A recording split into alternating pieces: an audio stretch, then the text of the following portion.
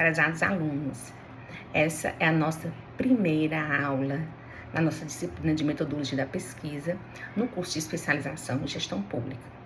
A partir dessa nossa primeira aula, você já vai conseguir aplicar uma postura investigativa em relação aos problemas enfrentados pela gestão pública e vão começar a desenvolver esse pensamento investigativo. Toda pesquisa, ela nasce a partir de quê? A partir de uma inquietação, a partir de um questionamento. E para que você responda esse questionamento, para que você diminua essa sua inquietação, você vai ter que percorrer um caminho. E esse caminho é o caminho da metodologia da pesquisa. A partir daí, você vai ser capaz de quê? De produzir respostas. Essas respostas, elas são controladas. É como se a partir do que você quer responder, você seguisse uma trilha. Essa trilha, ela não é uma trilha fechada. Ela é flexível, mas ela deve seguir um rigor científico. Você vai, a partir daí, dessa formulação, dessas perguntas, dessas inquietações, você vai selecionar o melhor procedimento existente para que a resposta, para que a pergunta seja respondida, né? Você vai ter que analisar as evidências que serão encontradas e vai o quê? Comunicar conclusões a partir de respostas que foram produzidas através das suas inquietações, mas que são fundamentadas. Existe uma justificativa para aquilo. A gente vai ver que os conhecimentos, eles existem, né? Existe o conhecimento filosófico, o senso comum, que muita gente acha que isso é o conhecimento, e existe o conhecimento científico. O conhecimento científico, que é o que nós vamos tratar aqui, ele tem um método, é por isso que ele é chamado um conhecimento metódico, ele é crítico, ele pode ser verificável e ele também é aberto à revisão. Quer dizer, ele pode ser refutado, ele pode ser questionado, ele pode ser debatido. Ele não precisa concordar com ele, mas para não concordar, é preciso haver evidências que também comprovem, porque você, para chegar àquele ponto, partiu-se de um método científico. Então, para que seja, vamos dizer, revisado, criticado, precisa também ser feito através de um outro método científico utilizado, para que seja refutado, certo? Ou para que seja corroborado, para que as pessoas concordem com ele. A gente vai ver que o conhecimento científico, ele tem um método, certo?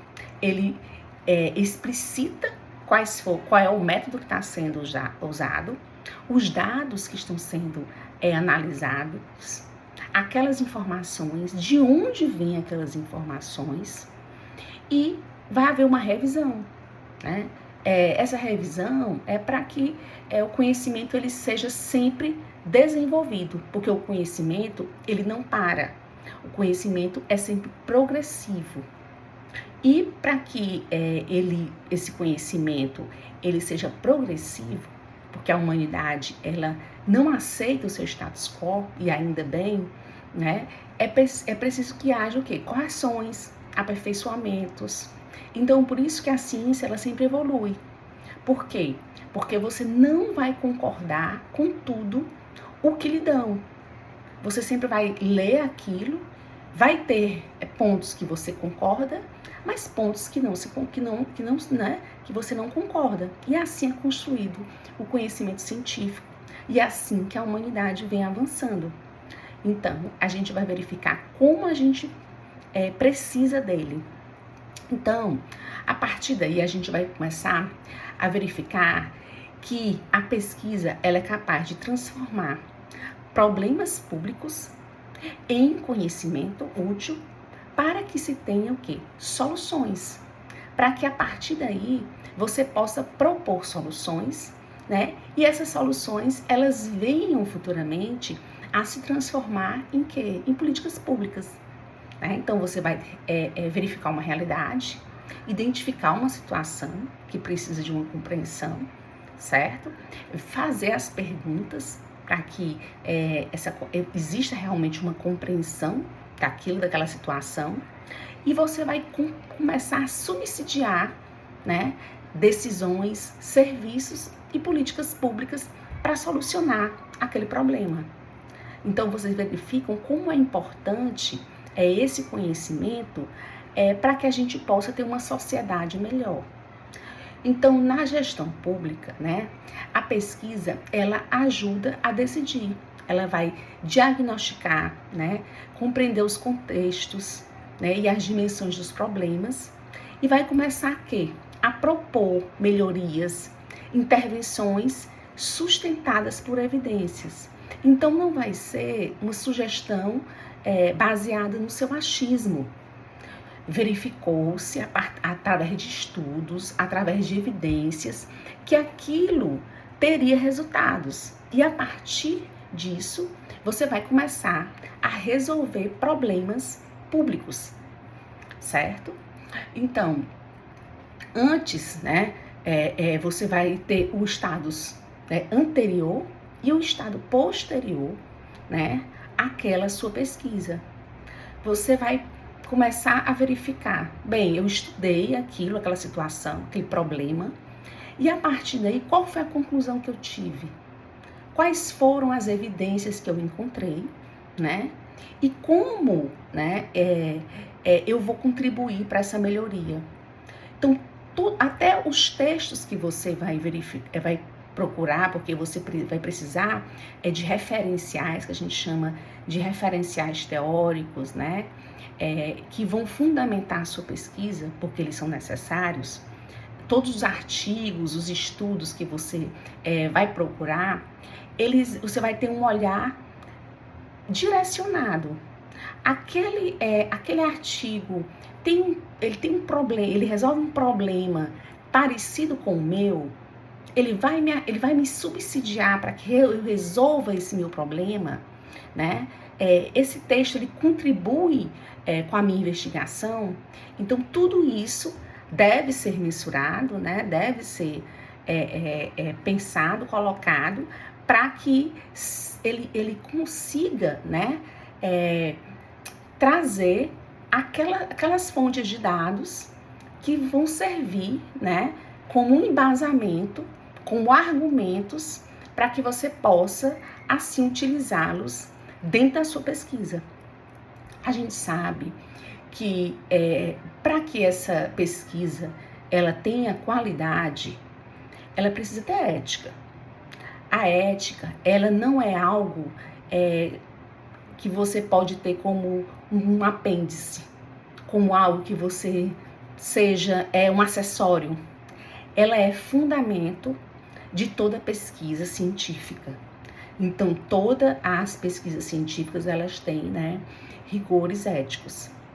Então, é uma responsabilidade ética, né, respeito com as pessoas, uma coleta legítima, uma coleta que use integridade, que use uso responsável dos dados, né, que você não fabrique os dados, que não haja falsificação ou ocultação indevida. Então, tudo isso tem que ser respeitado para que haja um rigor ético. Então, tudo isso tem que, a partir das pesquisas científicas, essa medida, essa situação, ela é muito importante. E outra coisa que a gente também precisa citar é que uma questão ética, né, é a questão do plágio. E como evitar esse plágio? Você tem sempre que citar a fonte que lhe deu que lhe subsidiou aquela argumentação. Sempre, né, procurar concitar, procurar BNT, né, usar aspas na transcrição literal, parafrasear de fato e registrar as referências. desde a leitura. Então, a gente pensa que isso não é importante, mas quando você está produzindo um artigo, é importante que tudo que você leia, você armazene, guarde, e que você depois, né, venha a citar essas fontes que fundamentaram o seu trabalho, porque isso aí evita o plágio. E aí a gente vai poder formular, né, uma pesquisa ética, uma pesquisa adequada. E o que vai transformar, né, essa sua inquietação numa efetiva pesquisa? Então, que problema da esfera pública chamou sua atenção? O que foi? Então, a partir desse questionamento, certo? Dessa questão inicial, ela vai o quê? Ela vai orientar toda a sua investigação a partir dessa sua observância. Então, isso é importante e a partir daí é que você vai iniciar, né, todo o seu conhecimento científico. Até a próxima aula.